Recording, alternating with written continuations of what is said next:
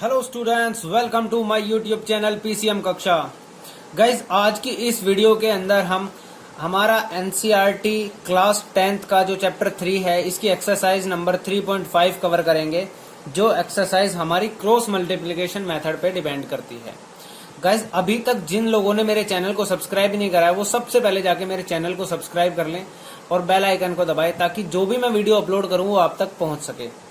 So guys, इससे पहली video के अंदर मैंने आपको क्रॉस मल्टीप्लिकेशन मेथड समझाया था। अब जिन बच्चों ने मेरी वो वीडियो नहीं देखी है वो सबसे पहले जाके मेरी पिछली वीडियो देखिए जिसके अंदर मैंने क्रॉस मल्टीप्लिकेशन मेथड समझाया था, क्योंकि अगर वो समझ में आएगा तभी ये वाली एक्सरसाइज आपको समझ में आएगी, अदरवाइज ये वाली एक्सरसाइज आपको समझ में नहीं आएगी। तो सबसे पहले जाकर के वो वीडियो देखिए। अब देखिए, मैंने एक वीडियो के अंदर आपको हमारा जो सेकंड एक्सरसाइज चल रही थी इस चैप्टर की, उसके अंदर मैंने आपको एक चीज बताई थी कि यूनिक सॉल्यूशन होना, इनफाइनाइट मैनी सॉल्यूशंस का केस बताया था मैंने, और एक मैंने बताया था नो सॉल्यूशन का केस। तो हमारे 3 तरीके के केस होते हैं ना इसके अंदर। तो हमने किस तरीके से बताया था, हमने दो जनरल इक्वेशन लिखी थी। क्या थी हमारी? a1x plus b1y plus c1 is equal to 0, और दूसरी मेरी इक्वेशन क्या थी? a2x plus b2y plus c2 is equal to 0। ये मेरी पहली इक्वेशन थी, ये मेरी दूसरी इक्वेशन थी। इन दोनों इक्वेशंस का यूज करके हमारे क्या बनता है? हमारी कंडीशंस बनती है। देखो कैसे, अगर मेरा a1 अपॉन a2, जो a1 अपॉन a2 का मेरा जो रेशियो होगा वो अगर मेरा not equal to b1 upon b2 के बराबर आता है, तो यहां से जो ये मेरी कंडीशन बनती है, ये कंडीशन होती है मेरी यूनिक सॉल्यूशन की। यूनिक सॉल्यूशन के मतलब नाम से ही पता चल रहा है कि जो दोनों पेयर ऑफ लीनियर इक्वेशन होगा ना, उसका पर्टिकुलर एक ही सॉल्यूशन होगा। उसका दोनों इक्वेशंस का जो सॉल्यूशन होगा वो क्या होगा? एक सॉल्यूशन होगा। इसी तरीके से हमारी और कंडीशंस भी बन सकती है। इसमें देखो क्या बनेगी हमारी दूसरी कंडीशन, अगर a1 upon a2 is equal to b1 upon b2 है और is equal to c1 upon c2 भी है, यानी कि तीनों आपस में क्या है? बराबर हैं। अगर ये तीनों ही आपस में बराबर है, इट मीन्स कि ऊपर वाली इक्वेशन और नीचे वाली इक्वेशन क्या है? बिल्कुल सेम है। और जब दोनों सेम होगी तो क्या हमारा किस तरीके का ग्राफ बनता है? एक के ऊपर एक, यानी कि कोइंसिडेंट लाइन बनेगी। और कोइंसिडेंट लाइन का मतलब क्या है हमारा? कि इनफाइनाइट सॉल्यूशन होंगे, क्योंकि जो लाइन एक दूसरे के ऊपर ओवरलैपिंग है वो तो हर पॉइंट पे एक सॉल्यूशन है। और ये जो हमारी इंटरसेक्टिंग थी, यूनिक सॉल्यूशन था, इसका क्या होगा? हमारा क्रॉस बनेगा, यानी कि एक पर्टिकुलर जो क्रॉसिंग पॉइंट आएगा वो ये क्या होगा? हमारा सॉल्यूशन होगा। और ये हमारा क्या हो जाएगा? इसका ये वाला केस हो जाएगा। तो यहाँ पे हमारे कितने सॉल्यूशन होंगे? Infinite solution. यहाँ पे मेरे कितने हो गए? Infinite solution. अब एक कंडीशन मेरे पास बचती है जिसके अंदर हमारा पैरेलल भी तो बन सकता है। पैरेलल का मतलब क्या है? एक दूसरे को कभी भी टच नहीं करेगी। इट मीन्स इन दोनों इक्वेशंस का कोई सॉल्यूशन नहीं होगा। और इसके लिए कंडीशन क्या होती है? ये क्या हो जाएगा? हमारा नो सॉल्यूशन का केस हो जाएगा। नो सॉल्यूशन, और नो सॉल्यूशन की कंडीशन क्या है हमारी? a1 upon a2 is equal to b1 upon b2 तो है, लेकिन वो c1 c2 के बराबर नहीं है। यानी कि a1 अपॉन a2 तो हमारा b1 अपॉन b2 के बराबर होगा, लेकिन वो c1 अपॉन c2 के बराबर नहीं होगा। तो यहाँ पे क्या आ जाएगा? हमारा नो सॉल्यूशन का केस आ जाएगा। यानी कि वो लाइंस किस तरीके की होंगी हमारी? वो लाइंस हमारी होंगी पैरेलल लाइंस। सो अब हम एक्सरसाइज 3.5 स्टार्ट करते हैं अपनी। उसका क्वेश्चन नंबर 1 ले लेते हैं। क्वेश्चन नंबर 1 का देखो क्या हमारे क्वेश्चन नंबर 1 में क्या करना है? Which of the following pair of linear equations has a unique solution, no solution and infinitely many solution. In case there is a unique solution find it by using cross multiplication. यानी कि अगर unique solution होगा तो अपने को क्या निकालना है उसके अंदर? फिर क्रॉस मल्टीप्लीकेशन से मेथड से हमारे को क्या करनी है? एक्स और वाई की वैल्यू निकालनी है। तो इसका फर्स्ट केस देखते हैं। फर्स्ट केस की देखो पहली इक्वेशन क्या है मेरे पास पहली इक्वेशन क्या दे रखी है? पहली इक्वेशन है मेरी x minus 3y minus 3 is equal to 0। और दूसरी इक्वेशन क्या है मेरे पास? 3x minus 9y minus 2 is equal to 0। तो यहां से देखो मेरी ऊपर वाली इक्वेशन से मेरी a1 की वैल्यू क्या आ गई? 1 आ गई, क्योंकि x के आगे कोफिशिएंट क्या है? 1 है। b1 की वैल्यू क्या आ गई मेरी? -3 आ गई। और c1 की वैल्यू आ गई मेरी -3। इसी तरीके से यहां से सेकंड इक्वेशन से क्या आ गया मेरा? a2 की वैल्यू क्या आ गई? 3 आ गई। b2 की वैल्यू क्या आ गई मेरी? -9 आ गई। और c2 की वैल्यू क्या आ गई मेरी? -2 आ गई। सो यहाँ पे देखो a1 अपॉन a2 क्या होगा? a1 upon a2 1 upon 3। इसी तरीके से b1 अपॉन b2 क्या हो जाएगा मेरा? -3/-9, माइनस से माइनस कैंसिल आउट हो गया, और 1 से ये क्या आ गया, 1/3 आ गया ये भी। और C1/C2 क्या आ गया मेरा, -3/-2, ये कैंसिल आउट हो गया, क्या आया, 3/2। सो यहां से मैंने देखा कि A1/A2 तो मेरा B1/B2 के बराबर है, यानी कि A1/A2 is equal to B1/B2 है, but not equal to C1/C2 है। अभी ध्यान से देखो, हमने पिछले पेज पे ही आपको ये पढ़ाया कि ये जो हमारी कंडीशन है, ये किस चीज की कंडीशन है हमारी, ये क्या है, हमारी नो सॉल्यूशन की कंडीशन है। तो ये हमारा क्या केस हो गया, नो सॉल्यूशन। सो यहाँ पे तो कोई यूनिक सॉल्यूशन का केस ही नहीं बना, ये हमारा किस चीज का केस बन गया, नो सॉल्यूशन का। तो इसमें तो हम कुछ फाइंड आउट कर ही नहीं सकते। अब देखो इससे अगला पार्ट देखते हैं हम। सेकंड पार्ट के अंदर देखो क्या दे रखा है हमारे को, सेकंड पार्ट की इक्वेशन देखते हैं। पहली इक्वेशन है मेरे पास 2x plus y is equal to 5, ये मेरी पहली इक्वेशन हो गई। और दूसरी इक्वेशन क्या है मेरी, 3x plus 2y is equal to 8। So यहां से मैं वैल्यूज डालना स्टार्ट कर देता हूं। ऊपर वाली इक्वेशन से a1 क्या आया मेरा, a1 हमारा क्या हो गया, 2 हो गया, और b1 क्या हो गया मेरा, b1 है 1, और c1 क्या हो गया मेरा, अगर मैं उस तरफ लेके जाऊंगा तो मैं नेगेटिव टर्म लूंगा, इस तरफ रखूंगा तो मैं पॉजिटिव। लेकिन मेरे ना ऐसा नहीं होना चाहिए कि मैंने c की वैल्यू एक तो लेफ्ट साइड में रख दी और एक राइट साइड में, दोनों को या तो राइट साइड में रखो या फिर दोनों को लेफ्ट साइड में रखो, तो उससे आपके क्वेश्चन में कभी भी गड़बड़ नहीं होगी। आपने अगर एक लेफ्ट साइड में रख के वैल्यू ले ली और एक राइट साइड में ले ली, तो उससे क्या होता है, माइनस प्लस का फर्क आ जाता है। सो उसको अवॉइड करने के लिए दोनों को ना एक ही साइड में रखो। अब दोनों राइट साइड में तो कोई प्रॉब्लम नहीं है। C1 की वैल्यू हो गई मेरी 5। इसी तरीके से मेरी A2 की वैल्यू क्या हो गई, A2 की वैल्यू 3 है, B2 की वैल्यू क्या है मेरी, B2 की वैल्यू 2 है, और C2 की वैल्यू क्या है मेरी 8 है। सो यहाँ पे मैंने क्या किया, A1/A2 को चेक किया। सबसे पहले क्या है, A1/A2 मेरा 2/3 हो गया। इसी तरीके से मेरा B1/B2 क्या है, B1/B2 है मेरा 1/2। अब यहाँ पे मैंने एक चीज देखी कि मेरा A1/A2 और जो B1/B2 है ना, वो एक दूसरे को क्या है, बराबर नहीं है। तो यहाँ से मेरी क्या कंडीशन आ जाएगी, यहाँ से मेरी कंडीशन आ जाएगी कि A1/A2 is not equal to B1/B2। ये मेरी कंडीशन आ गई। अब ये वाली कंडीशन मेरी कहां पे होती है, किस केस के अंदर मेरी ये वाली कंडीशन आती है, ये वाली कंडीशन आती है मेरी यूनिक सॉल्यूशन के अंदर। तो यहाँ पे क्या हो गया हमारा, therefore it is a unique solution. इसका है क्या है, यूनिक सॉल्यूशन है। और अगर इसका यूनिक सॉल्यूशन है तो हमारे को इसको किस मेथड से x की और y की वैल्यू निकालनी है, हमारे को क्रॉस मल्टीप्लीकेशन मेथड से निकालनी है। सो वो भी हम कर लेते हैं। अब देखो मैंने क्या किया, दोनों इक्वेशंस लिख ली। ये मेरी पहली इक्वेशन थी, ये मेरी सेकंड इक्वेशन थी। अब मैंने क्रॉस मल्टीप्लिकेशन मेथड में क्या करना होता है, यहाँ पे x, यहाँ पर y, और यहाँ पर मेरा 1 हो जाएगा। अब x से थोड़ा सा पहले मेरा क्या आता है, b1, यहाँ पे आएगा मेरा, उसके नीचे b2, यहाँ पे आएगा मेरा c1, और यहाँ पे आएगा c2। x और y के बीच में, y और 1 के बीच में क्या आता है मेरा, यहाँ पे आएगा a1 और a2, और 1 के बाद क्या आ जाता है मेरा, फिर b1 और b2। इन दोनों की क्रॉस मल्टीप्लाई होकर के ये माइनस हो जाएगा, इन दोनों की क्रॉस मल्टीप्लाई से माइनस हो जाएगा ये वाला प्रोडक्ट, इन दोनों की क्रॉस मल्टीप्लाई से माइनस हो जाएगा ये वाला प्रोडक्ट। ये हमने क्रॉस मल्टीप्लिकेशन मेथड में सीखा था। जिन बच्चों ने मेरी लास्ट वीडियो नहीं देखी है उनको ये चीज समझ में नहीं आएगी, तो सबसे पहले उन बच्चों को क्या करना है, मेरी जो लास्ट वीडियो है क्रॉस मल्टीप्लिकेशन मेथड की, उसको जाके देखिए, और फिर आपको ये बहुत अच्छे से समझ में आ जाएगा।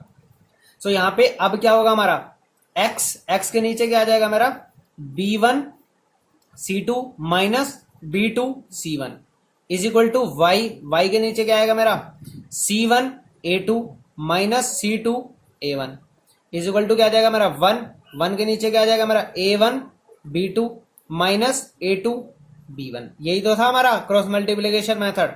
अब इसके अंदर मैंने क्या करना है, सिर्फ वैल्यूज को सब्सटीट्यूट कर देना है। तो मैं वैल्यूज सब्सटीट्यूट कर दूंगा। अब किस किस की वैल्यू मेरे को सब्सटीट्यूट करनी पड़ेगी, मैं अब सबसे पहले किसकी वैल्यू सब्सटीट्यूट करूंगा, अपनी b1 की। b1 क्या है मेरे पास, देखो यहाँ पे लिख लेता हूं मैं, उससे मेरे को इजी हो जाएगा। देखो a1 क्या है मेरे पास 2 है, b1 क्या है मेरे पास 1 है, और c1 क्या है मेरे पास -5 है। इस तरीके से दूसरी इक्वेशन के अंदर क्या है, a2 क्या है मेरे पास 3 है, b2 क्या है मेरे पास 2 है, और c2 क्या है मेरे पास -8 है। अब सारों की वैल्यू उठा के यहाँ पे रख देता हूं मैं। तो मेरा x upon b1 into c2, b1 क्या है मेरा 1 इंटू c2 क्या है मेरा -8, और इसको सब्ट्रैक्ट करना है किससे, b2 मेरा है 1, और c1 क्या है मेरा -5, ये आ गया मेरा। इसी तरीके से y अपॉन क्या आ जाएगा मेरा, c1 a2 क्या है मेरा -5 इंटू a2 क्या है मेरा 3, माइनस करना है मेरे को c2 क्या है मेरे पास माइनस का 8 और उसकी मल्टीप्लाई किससे हो जाएगी, A1 से। A1 क्या है मेरे पास 2 है, ये आ गया। इसी तरीके से मेरा 1 अपॉन क्या आ जाएगा, A1 B2। A1 क्या है मेरा 2 इंटू B2 क्या है मेरे पास 2 माइनस A2 क्या है मेरे पास 3 है और B1 क्या है मेरे पास 1 है। सो इसको सॉल्व करूंगा, मेरा क्या आ जाएगा, आंसर आ जाएगा। अब देखो कैसे, ये मेरा x था, नीचे क्या आ गया देखो, 1 की मल्टीप्लाई -8 से होगी तो यहाँ मेरा -8 आ गया, और -1 की -5 से होगी तो क्या आएगा, प्लस का 5 आ जाएगा। Is equal to y upon क्या आ जाएगा मेरे पास, 5 3 जा 15 -15, और ये क्या है मेरे पास -16 हो गया, और माइनस माइनस क्या हो जाएगा मेरा प्लस, तो प्लस का 16 आ जाएगा यहाँ से। और इज इक्वल टू क्या आएगा मेरे पास 1 अपॉन, ये मेरा 4 था और -3 हो गया यहाँ से। सो इसको आगे सॉल्व करेंगे तो हमारा देखो क्या आएगा, x अपॉन -3 आ गया आपका, is equal to y upon +1 आ गया, इज इक्वल टू 1 अपॉन 1 आ गया। अब ध्यान से देखो, ये तीनों टर्म्स आपस में क्या है, इक्वल है। तीनों टर्म्स आपस में इक्वल है, तो एक बार मैं x वाली टर्म को इस कांस्टेंट वैल्यू के बराबर रख दूंगा और एक बार y वाली टर्म को मैं कांस्टेंट वैल्यू को, तो देयरफॉर क्या आ जाएगा, x upon -3 is equal to 1/1, यानी कि क्रॉस मल्टीप्लाइजेशन से यहां से क्या आ जाएगा, x की वैल्यू क्या आ गई मेरी -3 आ गई। और इसी तरीके से क्या हो जाएगा, y/1 इज इक्वल टू 1/1, यानी कि इसकी क्रॉस मल्टीप्लाई होगी तो यहां से y की वैल्यू क्या आ गई मेरी 1 आ गई, तो मेरी x और y की क्या होगी वैल्यू आ गई। गाइज इस क्वेश्चन के अंदर छोटी सी ना मिस्टेक हो गई है मेरे से। अब देखो वो मिस्टेक क्या थी हमारी, ये जो हमारी B2 की वैल्यू थी ना, ये मैंने 1 ले लिया है, B2 की वैल्यू एक्चुअली में 2 है, तो यहां पे मैं क्या कर दूंगा, इसको -2 लिख दूंगा। अब आप ऊपर से ना इसको चेंज करके देख लेना। अब देखो क्या है, मैंने B2 की वैल्यू 1 ले ली थी, उसकी जगह मैंने सिर्फ 2 लिखा है, तो -2 की मल्टीप्लाई -5 से होगी और कहीं चेंज नहीं आएगा। बाकी का सारा पार्ट आपका बिल्कुल ठीक हो गया, ये वाला पार्ट भी ठीक है, ये वाला पार्ट भी ठीक है, लेकिन जो x के सिर्फ डेनोमिनेटर था उसके अंदर आपको चेंज करना है, तो इसको आप बस थोड़ा सा ध्यान से देख लीजिए। देखो क्या है, x और ये क्या हो जाएगा -5 इंटू ये क्या हो जाएगा हमारा प्लस का 10 आ जाएगा, पॉजिटिव 10 आ जाएगा। और जब ये पॉजिटिव 10 होगा तो नीचे क्या आएगा मेरे पास, प्लस का 2 आ जाएगा, ये मेरे पास क्या आ जाएगा, +2 आ जाएगा। और जब मैं इससे कंपेयर करूंगा तो ये मेरी नीचे वाली टर्म क्या हो जाएगी, +2 हो जाएगी, और x/2 इज इक्वल टू यहां से मेरी x की वैल्यू क्या आ जाएगी मेरी +2 आ जाएगी, ये मेरी वैल्यू क्या आ जाएगी +2 आ जाएगी। मैं आपको दोबारा से बता रहा हूं क्या मिस्टेक रही थी हमारे क्वेश्चन में। हमारे क्वेश्चन में सिर्फ ये मिस्टेक हुई थी कि हमने B2 की वैल्यू को ना गलती से हमने 1 लिख लिया था, लेकिन B2 की वैल्यू क्या है हमारी 2 है, सो हम उस वैल्यू को क्या कर देंगे 2 कर देंगे, और 2 की मल्टीप्लाई जब -5 से होगी तो हमारे पास क्या आ जाएगा, प्लस का 10 आ जाएगा। ये मेरे पास आ गया प्लस का 10, अब प्लस का 10 और माइनस का 8, अब इसको क्या हो जाएगा हमारा प्लस का 2 आ जाएगा। तो x/2 इक्वल टू 1 से कंपेयर किया तो x की वैल्यू क्या आ गई, +2 आ गई, और y की वैल्यू क्या आ गई हमारी +1 आ गई। अब देखो फर्स्ट क्वेश्चन का हम थर्ड पार्ट करते हैं। थर्ड पार्ट के अंदर देखो क्या इक्वेशन है हमारी। फर्स्ट इक्वेशन है 3x - 5y, अगर मैं इस 20 को राइट साइड में छोड़ देता हूं तो इज इक्वल टू 20, ये मेरी फर्स्ट इक्वेशन होगी। इसी तरीके से सेकंड इक्वेशन में क्या है मेरे पास, 6x - 10y is equal to 40, ये मेरे पास सेकंड इक्वेशन होगी। तो यहां से देखो a1 की वैल्यू क्या है मेरे पास 3 है, b1 की वैल्यू क्या है मेरे पास 5 है, -5 है सॉरी, और c1 की वैल्यू है मेरे पास 20। इसी तरीके से यहाँ पे a2 की वैल्यू क्या है मेरे पास 6 है, b2 की वैल्यू है मेरे पास -10 और c2 की वैल्यू है मेरे पास 40। सो यहाँ पे मैंने देखा a1 अपॉन a2 निकाला, क्या आ गया मेरा 3/6, यानी कि कैंसिल आउट होके 1/2 आ गया। ऐसे ही मैंने b1 अपॉन b2 देखा अपना, ये मेरा क्या है -5 अपॉन -10, माइनस से माइनस कैंसिल आउट हुआ और ये कैंसिल आउट होके 1/2, यानी कि ये भी सेम आ गया। ऐसे ही मैंने देखा c1 अपॉन c2 क्या आया मेरा 20 अपॉन 40, ये भी कैंसिल आउट होके क्या आया मेरे पास 1/2 आया। यहाँ पे मैंने देखा कि a1 upon a2 is equal to b1 upon b2 is equal to c1 upon c2, यानी कि तीनों वैल्यूज क्या है बराबर है, a1 upon a2 is equal to b1 upon b2 is equal to c1 upon c2। और जब हमारी तीनों ही एक केस बराबर होते हैं तो हमारे कैसे कितने केस आते हैं, यानी कि ओवरलैपिंग लाइन आ गई, यानी कि इसमें कितने हैं इनफाइनाइट सॉल्यूशन है। हमारे कितने सॉल्यूशन है इसके अंदर, इनफाइनाइट सॉल्यूशन है। तो इसके अंदर तो हमारे को सॉल्व करके नहीं दिखाना, क्योंकि इनफाइनाइट सॉल्यूशन हम सॉल्व कर ही नहीं सकते। सो अब इसका हमारा लास्ट पार्ट बचा है फर्स्ट क्वेश्चन का अंदर, जो लास्ट पार्ट है उसको देख लेते हैं हम। फोर्थ पार्ट के अंदर इक्वेशन क्या है मेरी, x - 3y - 7 is equal to 0। इसी तरीके से है मेरी 3x - 3y - 15 is equal to 0। यहाँ पे a1 की वैल्यू हो गई मेरी 1, B1 की वैल्यू हो गई मेरी -3, C1 की वैल्यू हो गई मेरी -7। इसी तरीके से A2 की वैल्यू है मेरे पास 3, B2 की वैल्यू है मेरे पास -3 और C2 की वैल्यू है मेरे पास -15। यहाँ पे मैंने A1/A2 निकाला। A1/A2 क्या है मेरे पास 1/3 आ गया। ऐसे ही मैंने देखा B1/B2 क्या है मेरा -3/-3, ये कैंसिल आउट होके 1 आ गया। तो यहाँ पे देखो A1/A2 is not equal to B1/B2 आ गया। यहाँ पे क्या आ गया A1/A2 is not equal to B1/B2। और ये हमारी किस चीज की कंडीशन होती है, इसमें आता है हमारा यूनिक सॉल्यूशन। क्या आता है हमारा यूनिक सॉल्यूशन।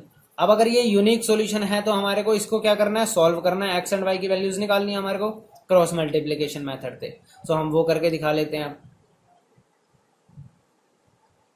यहां से देखो ये मैंने क्या किया, अपनी दोनों इक्वेशंस लिख ली। तो यहां से मेरी A1 की वैल्यू है 1, B1 की वैल्यू है -3, C1 की वैल्यू है मेरी -7। ऐसे ही मेरी A2 की वैल्यू है 3, B2 की वैल्यू है मेरे पास -3 और C2 की वैल्यू है मेरे पास -15। सो यहाँ पे ध्यान से देखो क्या होगा मेरा, ये मेरी 3 वैल्यूज आ गई, ये मेरी 3 वैल्यूज आ गई। अब मैंने क्रॉस मल्टीप्लीकेशन मेथड लगा देना है, यानी कि x लिखना है मेरे को, y लिखना है मैंने और 1 लिखना है। x से थोड़ा सा पहले मैंने क्या लिखना होता है B1 B2, या x और y के बीच में मैंने क्या लिखना होता है C1 C2, y और 1 के बीच में क्या लिखना होता है A1 A2, और उसके बाद क्या होता है मेरा अगेन B1 B2। अब B1 और C2 की मल्टीप्लाई हो गए और उसमें से सब्ट्रैक्ट कर देना है क्या B2 और C1 की मल्टीप्लाई। ऐसे C1 और A2 की मल्टीप्लाई माइनस क्या कर देना है C2 A1। ऐसे A1 B2 की मल्टीप्लाई माइनस A2 B1। यही तो करना होता है हमारे को क्रॉस मल्टीप्लीकेशन मेथड के अंदर। तो अब क्या हो जाएगा x divided by B1 C2 minus B2 C1 is equal to y upon क्या हो जाएगा C1 A2 minus C2 A1 is equal to 1 upon A1 B2 minus B1 A2। यही तो होगा हमारे पास। अब इसके अंदर हमारे को क्या करना है, वैल्यू सब्स्टिट्यूट कर देनी है बस। सो x डिवाइडेड बाय B1 क्या है हमारे पास, B1 क्या है हमारे पास -3 है, तो -3 इंटू C2 क्या है हमारे पास -15 इंटू C2 -15। अब उसको सब्ट्रैक्ट करना है किसके अंदर से B2 क्या है मेरे पास, B2 है मेरे पास -3, उसकी मल्टीप्लाई किससे C1 से, C1 क्या है मेरे पास -7 is equal to y upon क्या आ जाएगा मेरे पास C1 A2, C1 क्या है मेरे पास -7, A2 क्या है मेरे पास 3, इसमें से सब्ट्रैक्ट किसको करना है C2 A1 को, C2 है मेरे पास -15 इंटू क्या है मेरे पास A1 क्या है मेरे पास 1, तो ये आ गया इज इक्वल टू क्या आ जाएगा 1 divided by A1 B2, A1 क्या है मेरे पास 1 है, B2 क्या है मेरे पास -3 है। इसमें से सब्ट्रैक्ट क्या करना है मेरे को B1 A2, B1 क्या है मेरे पास -3 और A2 क्या है मेरे पास यहां से आ गया 3।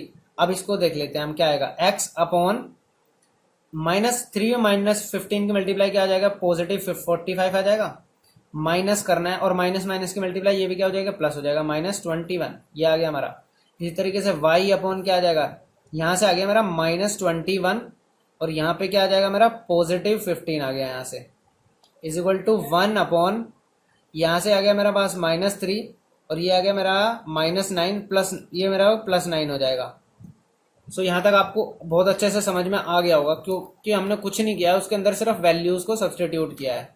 अब आगे देखो x अपॉन क्या आ गया मेरा, ये आ गया मेरा 24 आ गया, ये y अपॉन क्या आ गया मेरे पास, ये आ गया मेरे पास -6 आ गया इज इक्वल टू 1 अपॉन क्या आ गया मेरे पास, ये भी +6 आ गया। तो अब ध्यान से देखो इसको और इसको मैं बराबर रख दूंगा और y वाली टर्म को एक बार इक्वल रख दूंगा 1/6 के, तो मेरी दोनों वैल्यूज निकल जाएगी। देयरफॉर मैं क्या कर सकता हूँ x upon 24 is equal to 1/6।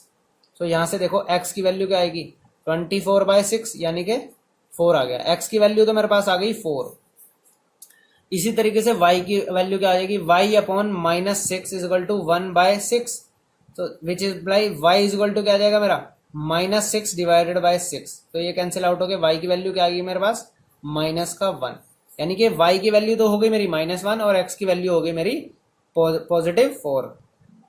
अब देखो क्वेश्चन नंबर 2 देखते हैं एक्सरसाइज का। क्वेश्चन नंबर 2 के अंदर क्या बोल रहा है वो, for which values of a and b does the following pair of linear equations have an infinite number of solution. देखो अपने को क्या करना है a एंड b की वैल्यू कैलकुलेट करनी है। सबसे पहले हमारी इक्वेशन क्या है, पहली इक्वेशन है मेरे पास 2x plus 3y is equal to 7, ये मेरी फर्स्ट इक्वेशन है। और सेकंड इक्वेशन क्या है मेरे पास, a minus b into x plus a plus b into y is equal to 3a plus b minus 2, ये मेरी सेकंड इक्वेशन है। अब आपको पता होगा कि हमारी क्या कंडीशन दी है इसने, infinite number of solution. Infinite number of solution के लिए हमारी कंडीशन होती है a1 upon a2 is equal to b1 upon b2 is equal to c1 upon c2, ये हमारी कंडीशन होती है इनफाइनाइट सॉल्यूशंस के लिए। तो इस वैल्यू इसको हम क्या करेंगे, सब्सटीट्यूट कर देंगे। पहली इक्वेशन के अंदर से a1 की वैल्यू क्या है मेरे पास 2 है, तो 2 अपॉन a2 क्या है मेरे पास a माइनस बी है पूरा, a minus b is equal to क्या आ जाएगा b2 है मेरे पास 3 और 3 अपॉन क्या आ जाएगा मेरा b2 क्या है मेरे पास a प्लस बी। इसी तरीके से मेरे पास क्या है c1 क्या है मेरे पास 7 है और 7 के नीचे पूरा क्या आ जाएगा मेरा 3a plus b minus 2, 3a plus b minus 2, ये मेरे पास आ गया 3a प्लस बी माइनस 2।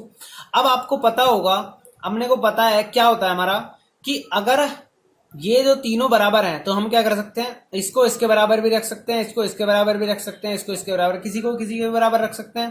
तो हम क्या करते हैं, इस वाले को सबसे पहले इसके बराबर रखता हूं, तो देयरफॉर मैं क्या कर सकता हूं 2 upon a minus b is equal to 7 upon 3a plus b minus 2। यहां से मेरा ये आ गया, क्रॉस मल्टीप्लाई कर देते हैं, ये क्या आ जाएगा 6a plus 2b minus 4 is equal to क्या आ गया मेरे पास 7a माइनस 7b। अब a वाली टर्म को एक तरफ ले लेते हैं, सो 7a है ये और ये 6a है, इधर आके क्या हो जाएगा, ये माइनस a बचेगा सिर्फ, ये 2b है और ये 7b है, इधर आके क्या हो जाएगा पॉजिटिव का ये हो जाएगा 9b हो जाएगा टोटल, और ये माइनस 4 है इधर, और उधर जाके क्या हो जाएगा 4 हो जाएगा। ये मेरी पहली इक्वेशन आ गई a एंड b की फॉर्म में, ये मेरी क्या आ गई फर्स्ट इक्वेशन। फर्स्ट सेकंड मैंने इन इक्वेशन को लिया था तो मैं इसको थर्ड इक्वेशन का नाम दे सकता हूं। यहां से मेरी एक कंडीशन आ गई, इस तरीके से मैं क्या करता हूं, इस बार इन दोनों को बराबर रख देता हूं, तो यहां पे रख लेता हूं मैं, यानी कि 3 upon a plus b is equal to क्या आएगा मेरे पास 7 upon 3a plus b minus 2, cross multiply कर दो इसको भी, 9a plus 3b minus 6 is equal to 7a plus 7b। यहां से इधर लेके आओ इसको, ये क्या आ जाएगा 2a हो जाएगा, यहां से ये हो जाएगा minus 4b is equal to positive 6, ये मेरी आ गई फोर्थ इक्वेशन। अब मैंने a और b की जो इक्वेशन आई है ना मेरी, इन दोनों इक्वेशंस को क्या कर देना, सोल्व कर देना है, तो इससे मेरा क्या हो जाएगा a और b की वैल्यूज आ जाएंगी।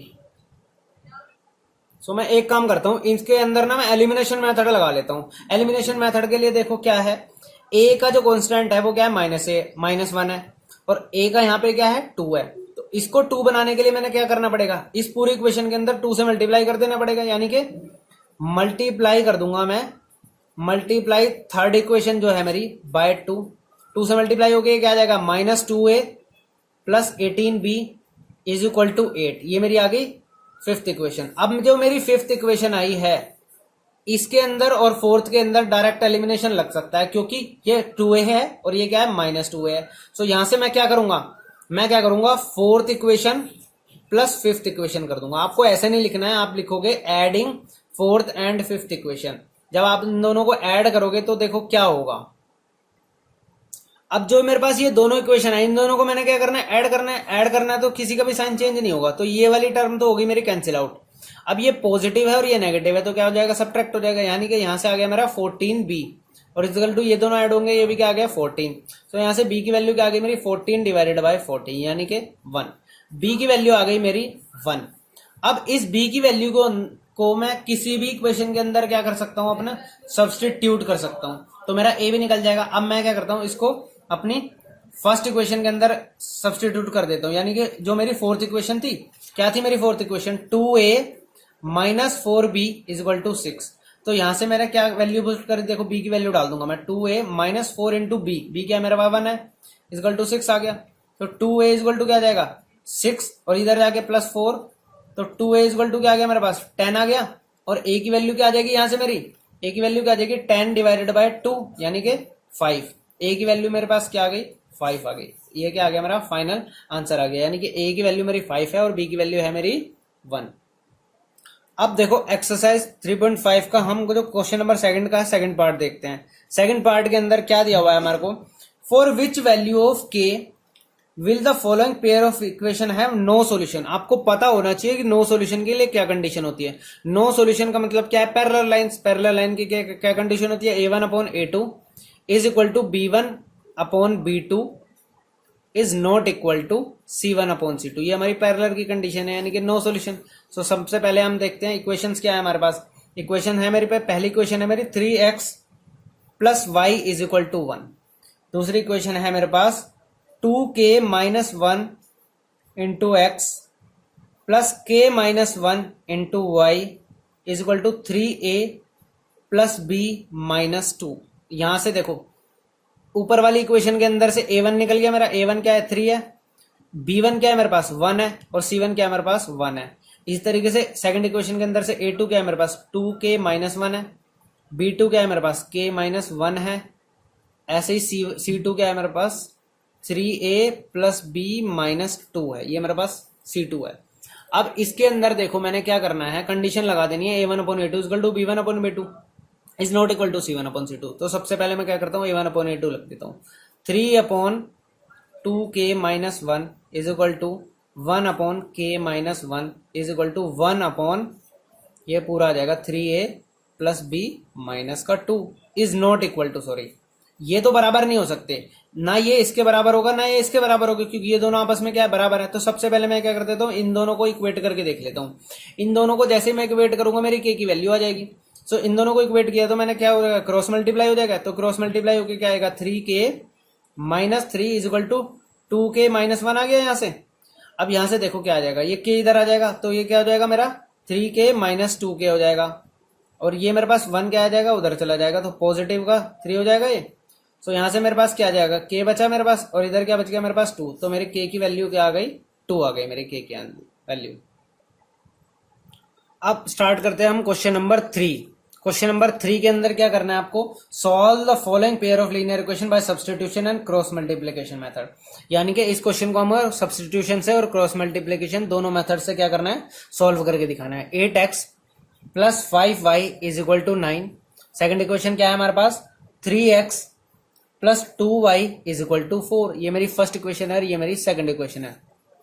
सो पहले मैं सॉल्व करता हूं सब्स्टिट्यूशन मेथड से। सब्स्टिट्यूशन मेथड के लिए मेरे को क्या करना है? x की वैल्यू निकाल लेता हूं मैं नीचे वाली इक्वेशन से। क्या होगी? 4 - 2y हो जाएगा मेरा, और x की वैल्यू क्या हो जाएगी? 4 - 2y डिवाइडेड बाय 3। ये मेरी पूरी की पूरी क्या होगी? x की वैल्यू हो गई। इसको मैं किसके अंदर सब्स्टिट्यूट कर दूंगा? फर्स्ट इक्वेशन के अंदर। यानी कि 8 into 4 - 2y divided by 3 plus 5y is equal to 9। यहां से मेरा क्या आ जाएगा? इसकी मल्टीप्लाई हो जाएगी 8 4 32 हो गया। 32 minus 16y/3 plus 5y is equal to 9। यहां से मैंने क्या कर लेना है? अब आगे एलसीएम ले लेना है। ये एलसीएम मेरा 3 आ गया, तो 32 minus 16y as it is हो जाएगा, प्लस का 15y आ जाएगा, और इज इक्वल टू मेरे पास 9 है ही। अब क्या होगा? यहां से देखो सॉल्व कर लो। 32 as it is minus plus positive ये हो गया minus y is equal to ये क्या हो जाएगा? क्रॉस मल्टीप्लाई हो जाएगा, यानी कि 9 इंटू 3 क्या हो जाएगा? 27 हो जाएगा। सो यहां से मेरे पास y की वैल्यू आ जाएगी। y की वैल्यू क्या आ जाएगी मेरी? Minus y is equal to 27 minus 32। तो यहां से मेरा माइनस वाई क्या आ गया? -5 के बराबर आ गया। तो y की वैल्यू आ गई मेरी +5। y की वैल्यू क्या आ गई मेरी? +5 आ गई। अब मेरी y की वैल्यू +5 आई है, तो इसको अंदर मैं किसके अंदर? x के अंदर पुट कर सकता हूँ। x क्या था मेरा? 4 - 2y/3। तो x की वैल्यू क्या आ जाएगी? 4 - 2 इंटू वाई क्या है? 5/3। सो x की वैल्यू आ गई मेरी 4 माइनस क्या हो गया? ये मेरा क्या हो जाएगा? 10/3, यानी कि -6/3। ये कैंसिल आउट हो गया, क्या आ गया? -2 आ गया। तो x की वैल्यू क्या हो गई मेरी? -2 हो गई। y की वैल्यू क्या हो गई मेरी? 5 हो गई। अब इस क्वेश्चन को हमारे को क्रॉस मल्टीप्लीकेशन मेथड से करके दिखाना है। अब देखो क्रॉस मल्टीप्लिकेशन मेथड के अंदर सबसे पहले मैंने क्या करना होता है? सबसे पहले मैंने a1 a2 की वैल्यूज निकालनी होती है। तो सबसे पहले मैं इक्वेशन लिख लेता हूं अपनी। मेरी इक्वेशन क्या है? 8x प्लस 5y, और मैं 9 को भी इधर ले लेता हूं, -9 इज इक्वल टू 0। ये मेरी पहली इक्वेशन हो गई। यहां से मैंने a1 की वैल्यू क्या आ गई मेरी? 8 आ गई। b1 की वैल्यू आ गई मेरी 5, और c1 की वैल्यू आ गई मेरी -9। ऐसे दूसरी इक्वेशन देख लेते हैं। 3x plus 2y -4 is equal to 0। ये मेरी सेकंड इक्वेशन है। यहां से a2 क्या हो गया मेरा? 3 हो गया। b2 क्या हो गया मेरा? 2 हो गया। ऐसे C2 क्या हो गया मेरा माइनस का 4 हो गया। सो यहां से मैंने क्या करना है, ये मैंने वैल्यूज निकाल ली। अब मैंने क्या करना है, अपना क्रॉस मल्टीप्लीकेशन मेथड, यानी कि x y और 1, x से पहले b1 b2, x और y के बीच में c1 c2, y और 1 के बीच में a1 a2, और 1 के बाद क्या आ जाएगा मेरा b1 b2, ये आ गया। इन दोनों के क्रॉस मल्टीप्लीकेशन कर दूंगा मैं और सब्ट्रैक्ट कर दूंगा। क्रॉस मल्टीप्लीकेशन मेथड तो आपको आता ही है, अब बहुत अच्छे से कराया हुआ है मैंने एक वीडियो के अंदर, प्रॉपर एक वीडियो ना क्रॉस मल्टीप्लीकेशन मेथड भी बनाई थी मैंने। सो यहां से क्या आ जाएगा मेरा x upon b1 c2 minus b2 c1 is equal to क्या आ जाएगा y upon c1 a2 minus c2 a1 is equal to क्या हो जाएगा मेरा 1 upon a1 b2 minus a2 b1।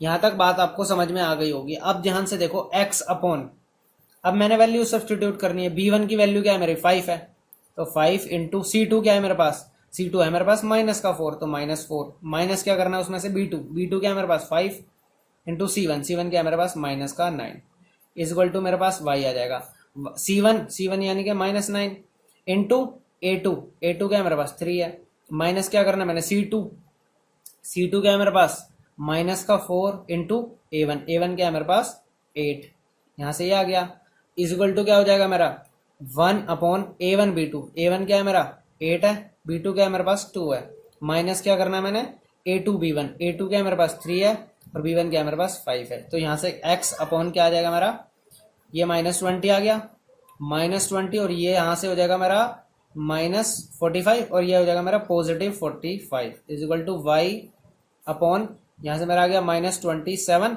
और ये हो जाएगा मेरा +32 इज इक्वल टू, यहां से क्या आ जाएगा मेरा आगे 1 अपॉन 16 माइनस 15। सो यहां से मेरा ये आ गया। गाइस देखो एक छोटी सी मिस्टेक थी, b2 जो था मेरा, b2 की वैल्यू मेरी 2 थी और यहाँ पे मैंने 5 लिख दिया, तो यहाँ पे इस वैल्यू को 2 कर लेना आप, ये मेरी वैल्यू 2 हो गई। सो इन दोनों की जो प्रोडक्ट होगा मेरा क्या आ जाएगा -18, तो यहाँ से ये जो मेरी टर्म आएगी ये आएगी मेरी +18, ये मेरी क्या टर्म आएगी +18। सो बाकी तो कोई संभाई के हमारा क्वेश्चन बिल्कुल सही है। तो x अपॉन क्या आ गया मेरा -2 आ गया is equal to y upon क्या आ गया मेरा +5 आ गया और ये क्या आ गया 1/1 आ गया। तो यहां से देखो क्या होगा x upon -2 is equal to 1/1, यहां से क्या आ गया x की वैल्यू आ गई मेरी -2, ये मेरी एक वैल्यू आ गई। इसी तरीके से देखो y अपॉन 5 क्या आ जाएगा मेरा 1/1, यहां से क्या आ जाएगा देखो y की वैल्यू क्या आ गई मेरी 5, तो ये मेरी x एंड y दोनों की वैल्यू आ गई। तो मैंने सब्स्टिट्यूशन मेथड से भी सॉल्व किया था तो मेरी यही वैल्यू आई थी। इट मीन्स कि हमारा क्वेश्चन बिल्कुल सही है। बस आपको ना एक चीज ध्यान रखनी है, देखो जैसे मेरे से मिस्टेक हो गई थी ना वैल्यूज लिखने के अंदर, इस क्वेश्चन के अंदर बस यही कंफ्यूजन होती है इस मेथड के अंदर कि आप वैल्यूज को गलत ना लिखते हैं।